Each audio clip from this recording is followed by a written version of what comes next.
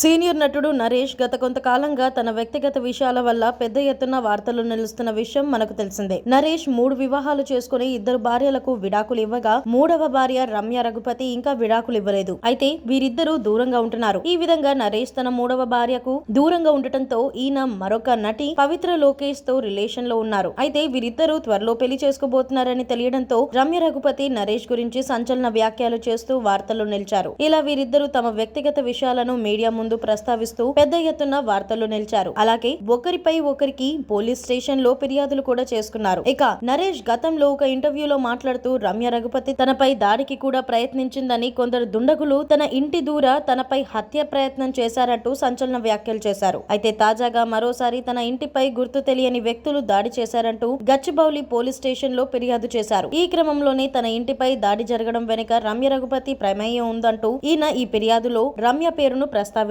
గుర్తు తెలియని వ్యక్తులు తన ఇంటిపై రాళ్ల దాడి చేశారని, దీంతో తన క్యారవాన్ తో పాటు ఇతర వాహనాల అద్దాలు కూడా ధ్వంసమయ్యాయని తెలిపారు. అయితే ఈ ఘటన వెనుక తప్పనిసరిగా రమ్య రఘుపతి ప్రమేయం ఉందని తెలిపారు. ఈ క్రమంలోనే ఈ ఘటనకు సంబంధించిన సీసీటీవీ ఫుటేజ్ లను కూడా నరేష్ పోలీసులకు అప్పగించినట్లు తెలుస్తోంది.